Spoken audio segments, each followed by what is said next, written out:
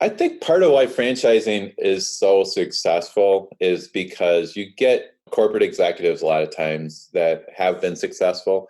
But once you write that big check, it's like it really holds your feet to the fire. Like there's no turning back and all those, it's like you have to be successful. And I know you get tired of me saying this, but I think past performance is a good indicator of future performance. Welcome to the Hire Yourself podcast. If you're ready to take control of your destiny, build wealth, and live life on your own terms, this is the place for you. Each week, Nat and I will talk about business, franchising, and personal growth to help make you more successful.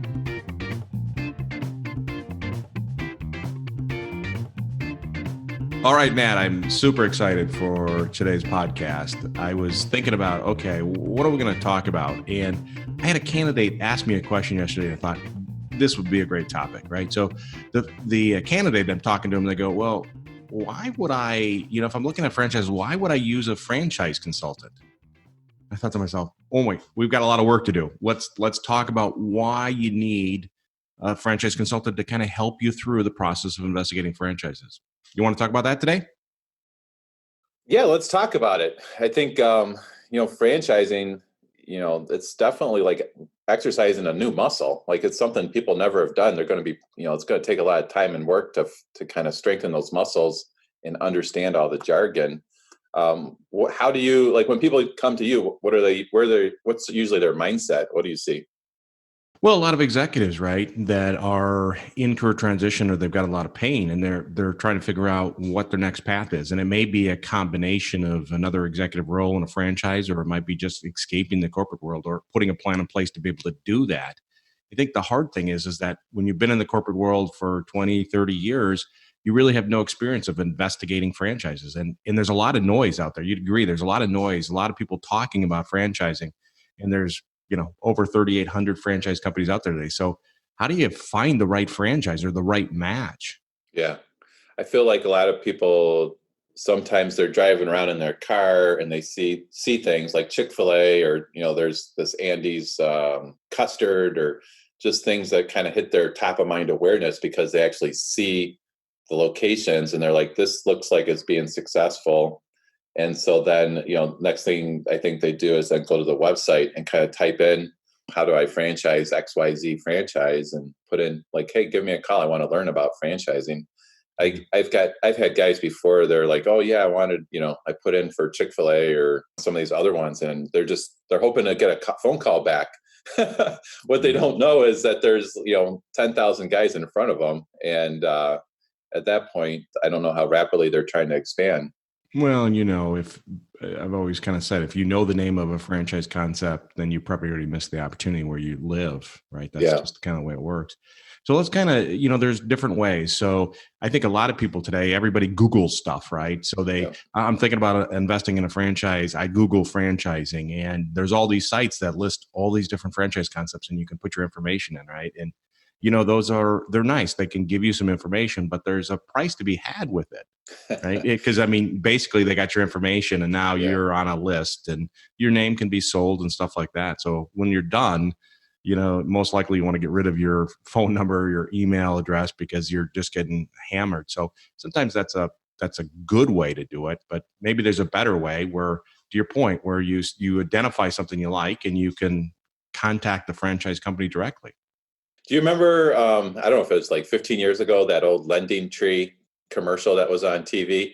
And they're like, banks compete for your business. And you see, it's like the commercial was a guy putting in his, name and email and phone number. And all of a sudden there's like 8 banks. They're all coming to compete. That's kind of what I think happens a lot of times on, these franchise portals where you kind of like checking boxes and you're like, oh yeah, I want a little more information, and put in your name and email. All of a sudden, your inbox is going ping, ping, you got mail. Yeah. And Absolutely. that's, and a lot of automation with that stuff too. So it's just like you're going to kind of get bombarded, and yeah, it's crazy out there. Speaking about Barded, I went to I don't know if you've been to a franchise show where they, there's, 100 franchise companies in a convention center. Have you been to one of those before? I have, and that is completely up for grabs. Well, because you and I are involved in franchising, so I just wanted to go experience. I want to go, so I checked in and I went it through the thing, and I purposely walked right through the middle of the aisles. Right, I try not to have eye contact. I just wanted to kind of see it. I want to walk through and see all the different franchise concepts, but I didn't want to engage anybody. Uh, I'm not kidding you. I thought somebody was going to tackle me. They would literally come out in the aisle and they were like trying to engage me. And I mean, it was like kind of scary. They were Yeah. really aggressive, and not all companies are that way, but I felt like I was being fed to the sharks in that I situation. definitely like it when you think about franchising being very process driven. I felt like last time I went to a show, they definitely had like a process. They're trying to engage you. They had their iPads and trying to, or, scanning your name badge so they can start sending you spam and everything. Get back to your car. There's like stuff tucked underneath your windshield wiper. And I was like, holy cow, this is crazy. There was one franchise company that was literally standing by the elevator in the parking deck trying to sell franchises. Well, that was probably the guy that didn't want to pay the fee to be in the room. Yeah, I couldn't believe it, right? And so I thought that was very interesting. So good is going to the shows or going to some of these sites and stuff like that. And then your point, better is maybe going directly to a company that you've got interested in, right? Yep. But I always Yeah. tell people that if you go directly to the company, you're going right into their sales funnel, right? So Right. bottom line is there's nobody helping you through the process. They're going to take you through their sales process, but nobody's kind of there helping you with a set way to do it Well, or and they're going to educating. be super focused on selling you their franchise too. Kind of like when you walk on the Toyota car lot, they're figuring you want to buy a Toyota, they're going to sell you a Toyota. Yeah, absolutely. Yeah. Why do you have to say Toyota? You know I'm a Ford guy. Why would you say Toyota? I know you're a Mini guy, but why would you say Toyota? But Yeah. anyway, and so the third way, and I think it's kind of the best way, is we're using a franchise consultant like you and I, right? And Hmm. you and I have been through the training at franchise and in the franchise investigation, so we're experts on the process. We're not experts on any specific franchise, but more so the process of evaluating franchises. And so maybe we spend a little time talking about what is the right process for somebody to go through to investigate a franchise. Sound good? Yeah. Yeah. I think that's perfect. And, for me, when I bought my first franchise, I didn't know about franchise consultants, right? So I kind of was at the better scenario where I saw something and, I researched it and ended up buying it. And I certainly wished I'd looked at some comparables, kind of like you would if you were looking at houses. It's like, hey, let's look at a bunch of comparables. So I think the biggest thing that I learned through that is that it is really important to kind of focus on the fit of the franchise. So I think what try to do a lot right at the beginning is just gather a lot of information and do a lot of listening and note taking. A lot of times I kind of describe it somewhat similar to like an executive recruiter or a headhunter where we're trying to understand your background, your work history, kind of like what would be a good fit for you and your family, what your goals are, your ability to properly capitalize a business, what geography is important, or what kind of community connections you might have. A lot of times franchising is going to be hyper local. So all those things really play into it. Yeah, certainly. I think a little bit about the whole process, and it's like getting married, right? It's one of the biggest decisions you can make in your life. Getting married and having kids and buying a house and investing in a franchise. That's a big decision, and it is a mutual approval process, right? So it's really important to your point that you have a franchise consultant that can help you figure out what's important to you. If you are going to invest in a franchise, what characteristics are important to you? What do you want to accomplish with that? So how do you do that with your candidates? How do you get to know them? What's your process to get to know them to understand what they're looking for? I think it's we're doing a lot of listening. These days we're doing a lot of Zoom calls, so we get some face to face, so that's always super helpful and just trying to spend the time with them to understand what's important, taking them through, a process, a questionnaire, looking through their resume or their CV and just trying to understand, what their work history and background is and all that. Yeah, so I use a consultation call, about 75 minutes. It's a conversation where I can ask any question and I get to know them. And to your point, understand, hey, how involved do you want to be in the business? Do you like managing people? Do you like sales? What type of sales are you interested in? Right. And where do you want it and stuff like that. So a consultation call, getting to know what you're looking for is really important.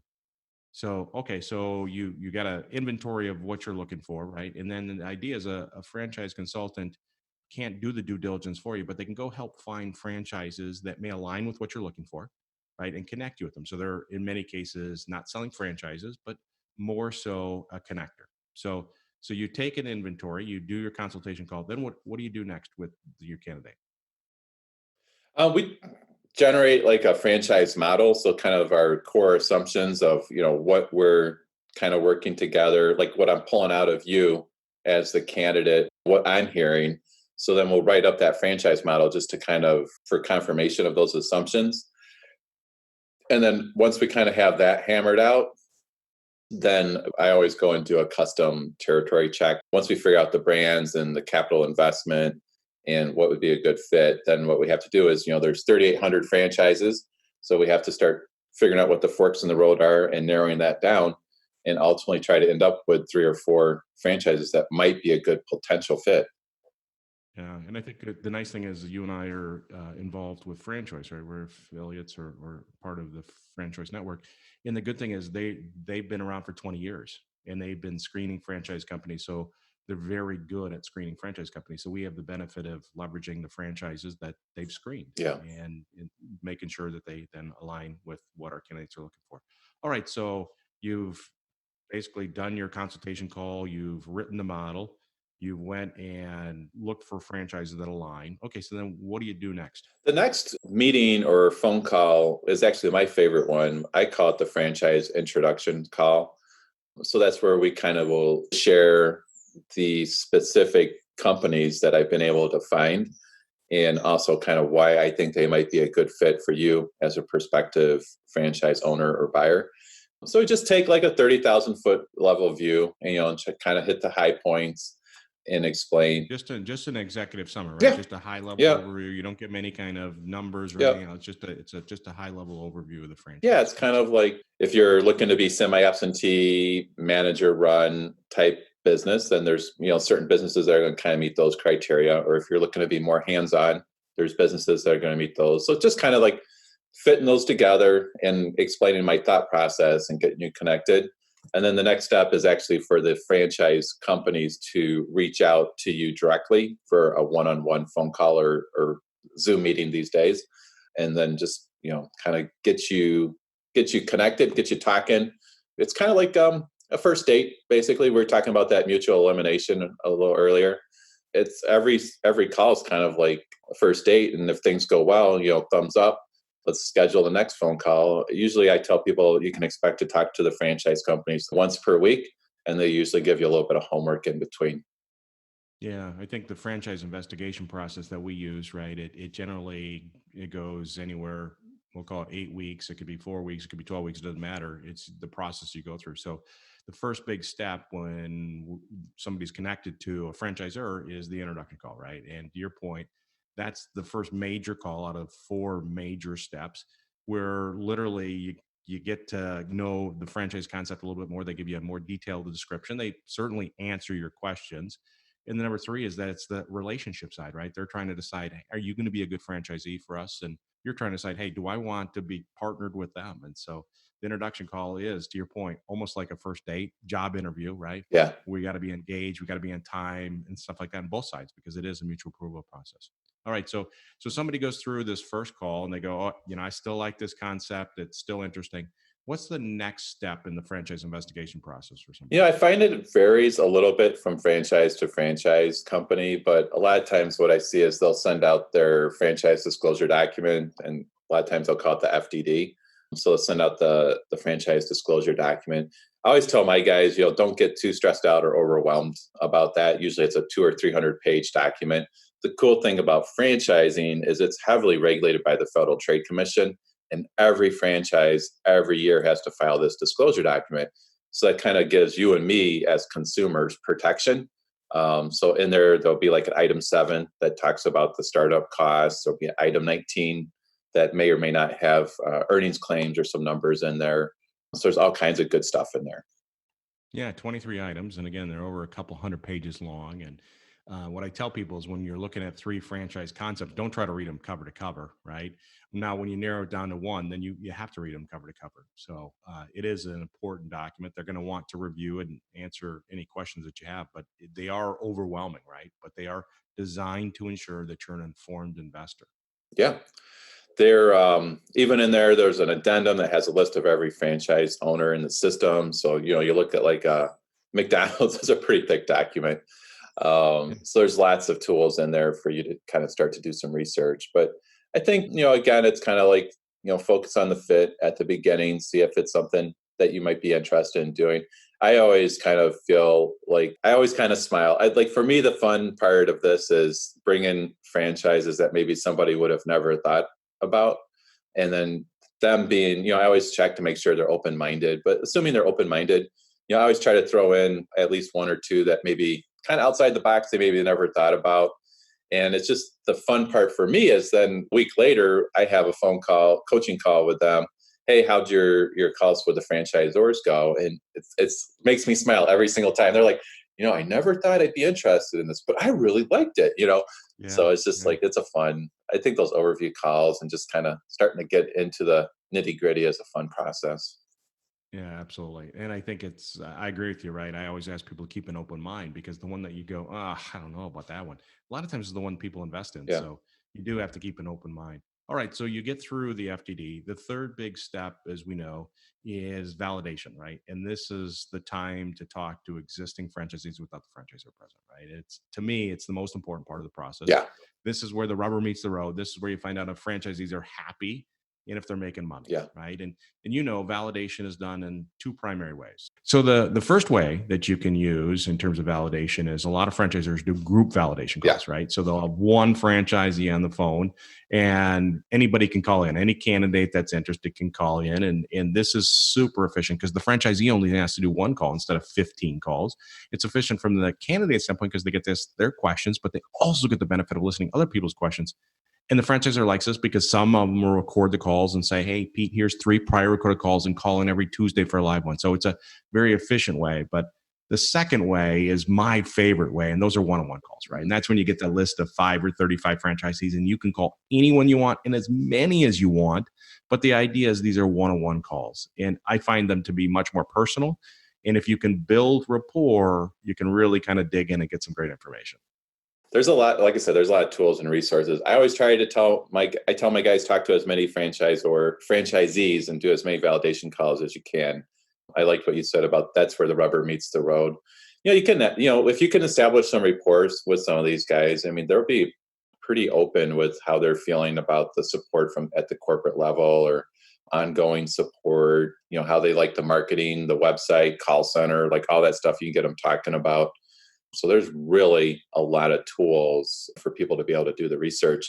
Actually, I'm thinking out loud, but a lot of times I tell my candidates, what we want you to do is enough research up front. So like 9 months, 12 months, 18 months down the road, there's no surprises.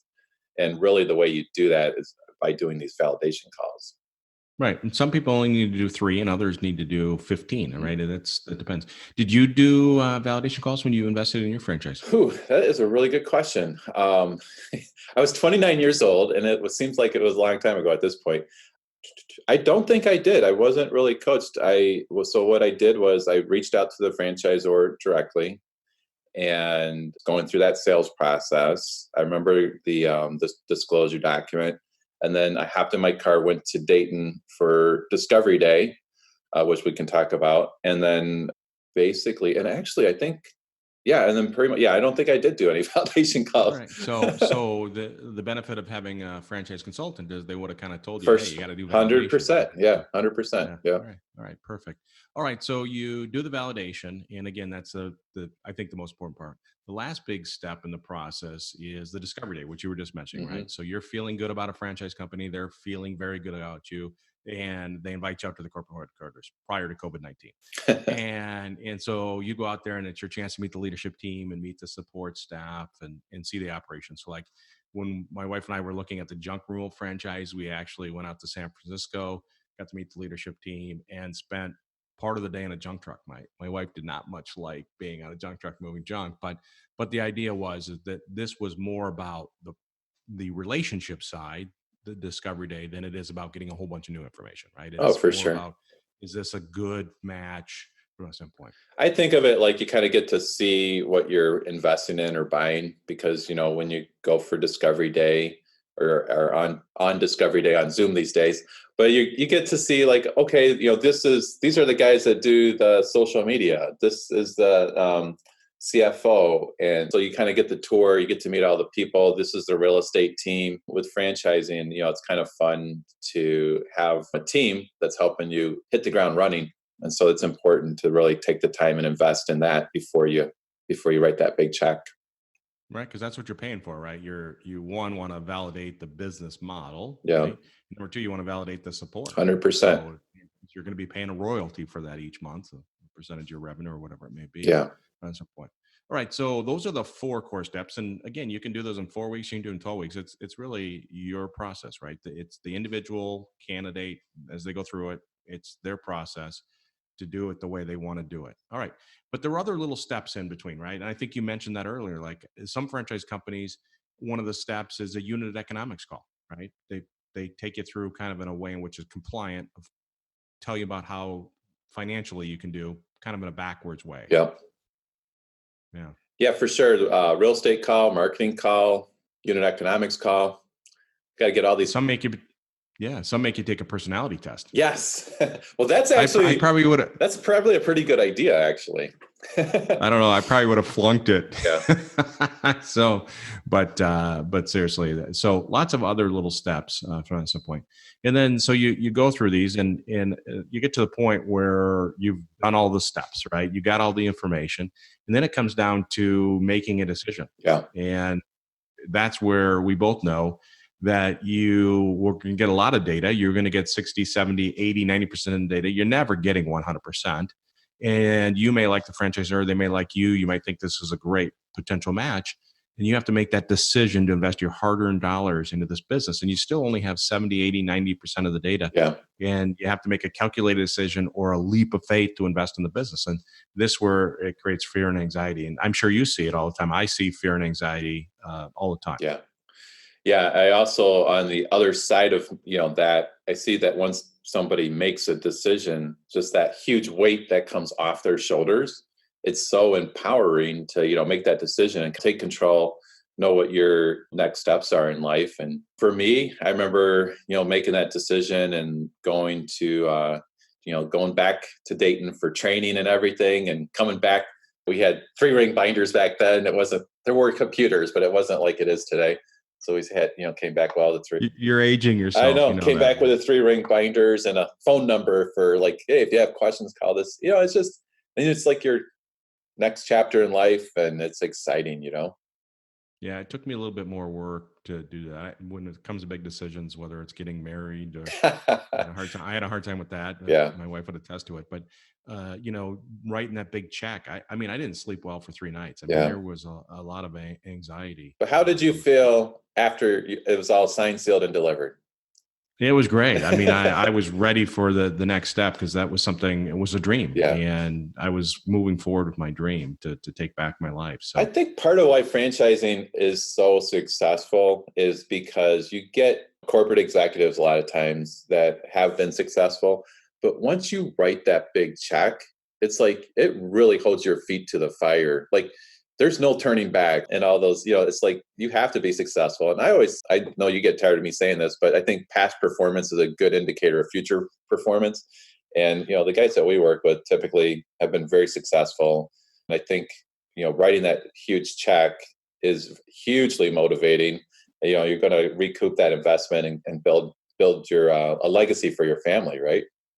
Yeah, absolutely. I mean, and when we wrote the check, my wife did not want us to have a business. She was not going to be involved in the business. This was not what she wanted to do. And we wrote a really big check. Yeah. And, for me, there was no choice. We had to be successful, right? Whatever I got to do, I'm going to do it. Yeah. But my wife, literally, she had so much fear, even after we signed, that every day for like the first 6 months, she'd walk into my office and go, Are we going to make it? I'm like, you got to quit asking me the question, right? You're killing me from that standpoint. What she was really asking was, do I have money to go to Starbucks? Yeah, something like that.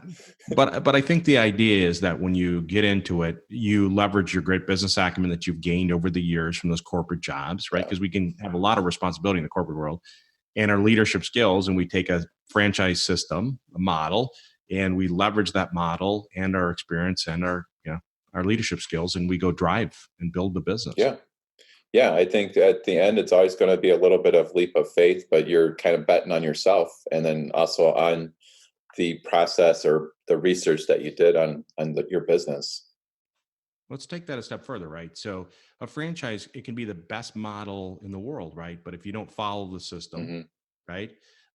Bottom line is odds are you're not going to be successful. Now you can follow the system and make it better, but you have to follow the system at a minimum. Yeah. And there are people that are really smart that they invest in a system and they don't do it, right? I've interviewed candidates that have done that from a standpoint, and you got to learn, you got to follow the system. That's why I think the fit is super important. Like what you have to do in the specific franchise to be successful, there needs to be a good fit for kind of how you're hardwired as a human, so that you wake up in the morning wanting to go do that activity. If it's something you hate, you're not going to do the activity. And then ultimately it's going to not, it's not going to be as fun. You're not going to be successful.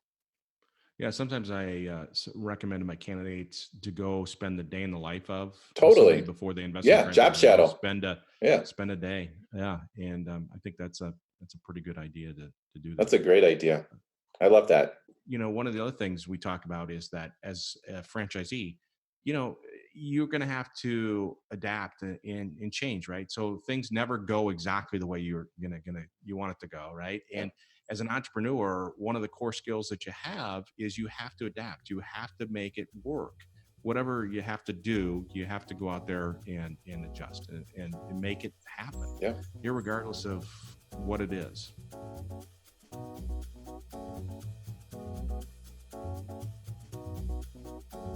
Thanks for listening to the Hire Yourself podcast. For more resources, check out our website at hireyourself.com. And remember to subscribe to this podcast to receive each episode. Please leave us a rating, and we'd love to hear your feedback or suggestions for topics.